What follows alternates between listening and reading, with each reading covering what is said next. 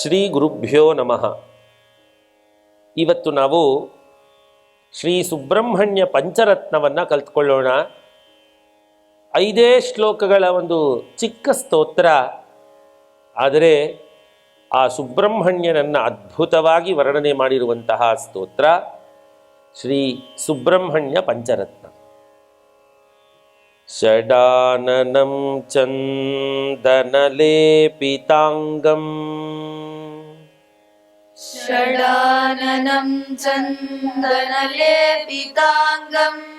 ಮಹೋರಸಂ ದಿವ್ಯಮಯೂರವಾಹನಂ ಮಹೋರಸಂ ದಿವ್ಯಮಯೂರವಾಹನಂ. ಒಂದನ್ನ ಹೇಳ್ಕೊಟ್ಟಾಗ ಮೊದಲನೇ ಸರ್ತಿ ಎರಡೆರಡು ಬಾರಿ ಹೇಳಿ, ಆಮೇಲೆ ಒಟ್ಟಿಗೆ ಹೇಳೋಣ. ಮೊದಲನೇ ಸಾಲು, ಎರಡನೇ ಸಾಲು ಇನ್ನೊಂದು ಸರ್ತಿ ಹೇಳಿಬಿಡಿ. ಷಡಾನನಂ ಚಂದನಲೇಪಿತಾಂಗಂ ಮಹೋರಸಂ ದಿವ್ಯಮಯೂರವಾಹನಂ. ರುದ್ರಸ್ಯ ಸೂನುಂ ಸುರಲೋಕನಾಥಂ ರುದ್ರಸ್ಯ ಸೂನುಂ ಸುರಲೋಕನಾಥಂ ರುದ್ರಸ್ಯ ಸೂನುಂ ಸುರಲೋಕನಾಥಂ. ಬ್ರಹ್ಮಣ್ಯದೇವಂ ಶರಣಂ ಪ್ರಪದ್ಯೆ ಬ್ರಹ್ಮಣ್ಯದೇವಂ ಶರಣಂ ಪ್ರಪದ್ಯೆ ಬ್ರಹ್ಮಣ್ಯದೇವಂ ಶರಣಂ ಪ್ರಪದ್ಯೆ. ಷಡಾನನಂ ಚಂದನಲೇಪಿತಾಂಗಂ ಮಹೋರಸಂ ದಿವ್ಯಮಯೂರವಾಹನಂ ರುದ್ರಸ್ಯ ಸೂನುಂ ಸುರಲೋಕನಾಥಂ ಬ್ರಹ್ಮಣ್ಯದೇವಂ ಶರಣಂ ಪ್ರಪದ್ಯೆ. ಜಾಜ್ವಲ್ಯಮಾನಂ ಸುರವೃಂದವಂದ್ಯಂ ಜಾಜ್ವಲ್ಯಮಾನಂ ಸುರವೃಂದವಂದ್ಯಂ ಜಾಜ್ವಲ್ಯಮಾನಂ ಸುರವೃಂದವಂದ್ಯಂ. ಕುಮಾರಧಾರಾತಟಮಂದಿರಸ್ಥಂ ಕುಮಾರಧಾರಾತಟಮಂದಿರಸ್ಥಂ ಕುಮಾರಧಾರಾತಟಮಂದಿರಸ್ಥಂ. ಕಂದರ್ಪರೂಪಂ ಕಮನೀಯಗಾತ್ರಂ ಕಂದರ್ಪರೂಪಂ ಕಮನೀಯಗಾತ್ರಂ ಕಂದರ್ಪರೂಪಂ ಕಮನೀಯಗಾತ್ರಂ. ಬ್ರಹ್ಮಣ್ಯದೇವಂ ಶರಣಂ ಪ್ರಪದ್ಯೆ. ಜಾಜ್ವಲ್ಯಮಾನಂ ಸುರವೃಂದವಂದ್ಯಂ ಕುಮಾರಧಾರಾತಟಮಂದಿರಸ್ಥಂ ಕಂದರ್ಪರೂಪಂ ಕಮನೀಯಗಾತ್ರಂ ಬ್ರಹ್ಮಣ್ಯದೇವಂ ಶರಣಂ ಪ್ರಪದ್ಯೆ.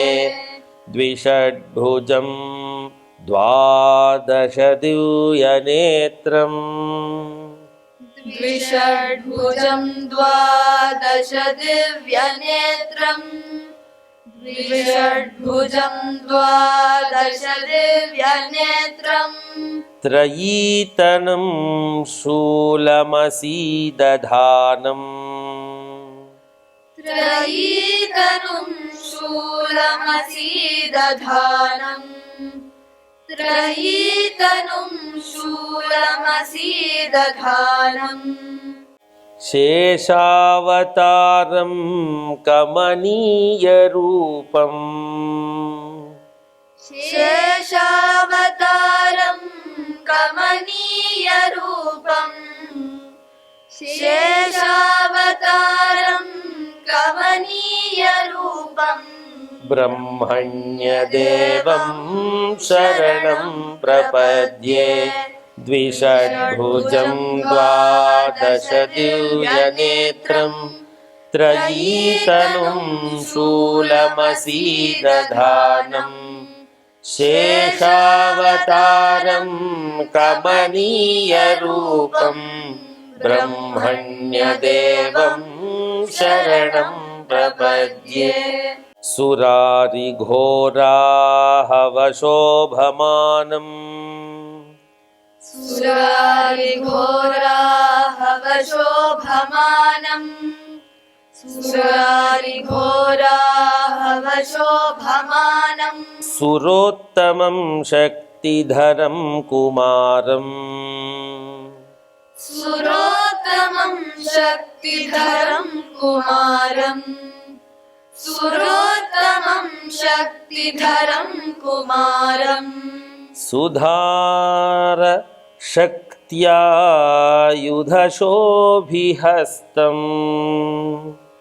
सुधारशक्त्यायुधशोभिहस्तम् सुधारशक्त्यायुधशोभिहस्तम् ब्रह्मण्यदेवं शरणं प्रपद्ये सुरारिघोराहवशोभमानम् सुरोत्तमं शक्तिधरं कुमारम् सुधारशक्त्यायुधशोभिहस्तम् ब्रह्मण्यदेवं शरणं प्रपद्ये यस्यार्थसिद्धे प्रदमीशपुत्रम् यस्यार्थसिद्धिप्रदमीशपुत्रम् यस्यार्थसिद्धिप्रदमीशपुत्रम्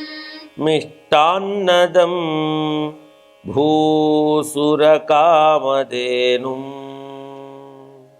मिष्टान्नदं भूसुरकामधेनुम् मिष्टान्नदं भूसुरकामधेनुम् गङ्गोद्भवं सर्वजनानुकूलम् गङ्गोद्भवं सर्वजनानुकूलम्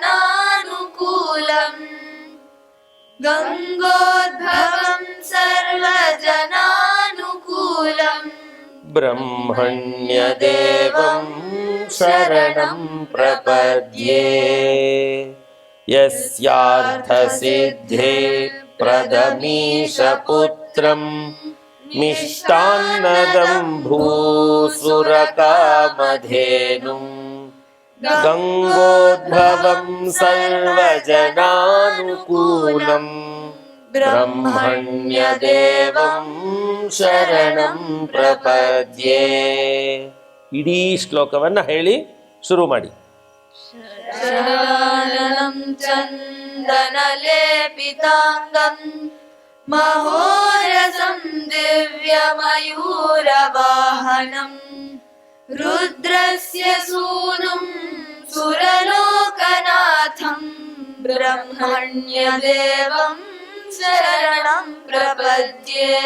ಜಾಜ್ವಲ್ಯಮಾನಂ ಸುರವೃಂದವಂದ್ಯಂ ಕುಮಾರಧಾರಾ ತಟಮಂದಿರಸ್ಥಂ ಕಂದರ್ಪರೂಪಂ ಕಮನೀಯಗಾತ್ರಂ ಬ್ರಹ್ಮಣ್ಯದೇವಂ ಶರಣಂ ಪ್ರಪದ್ಯೆ.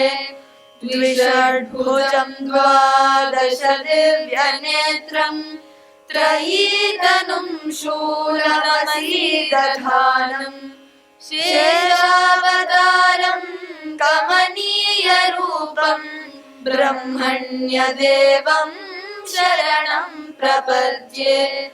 ಸುರಾರಿಘೋರಾಹವಶೋಭಮಾನಂ ಸುರೋತ್ತಮಂ ಶಕ್ತಿಧರಂ ಕುಮಾರಂ ಸುಧಾರಶಕ್ತ್ಯಾಯುಧಶೋಭಿಹಸ್ತಂ ಬ್ರಹ್ಮಣ್ಯದೇವಂ ಶರಣಂ ಪ್ರಪದ್ಯೆ. ಯಸ್ಯಾರ್ಥಸಿದ್ಧೇ ಪ್ರದಮೀಶಪುತ್ರಂ ಮಿಷ್ಟಾನ್ನದಂ ಭೂಸುರಕಾಮಧೇನುಂ ಗಂಗೋದ್ಭವಂ ಸರ್ವಜನಾನುಕೂಲಂ ಬ್ರಹ್ಮಣ್ಯದೇವಂ ಶರಣಂ ಪ್ರಪದ್ಯೆ. ब्रह्मण्यदेवं शरणं प्रपद्ये ब्रह्मण्यदेवं शरणं प्रपद्ये. ಸುಬ್ರಹ್ಮಣ್ಯನ ಈ ಪಂಚರತ್ನವನ್ನು ನಾವೆಲ್ಲರೂ ಚೆನ್ನಾಗಿ ಕಲ್ತ್ಕೊಳ್ಳೋಣ. ಆ ಪರಮೇಶ್ವರನ ಸುಬ್ರಹ್ಮಣ್ಯನ ಕುಮಾರಸ್ವಾಮಿಯ ಅನುಗ್ರಹವನ್ನು ಪಡೆಯೋಣ. ಧನ್ಯವಾದಗಳು. ಶ್ರೀಕೃಷ್ಣಾರ್ಪಣಮಸ್ತು.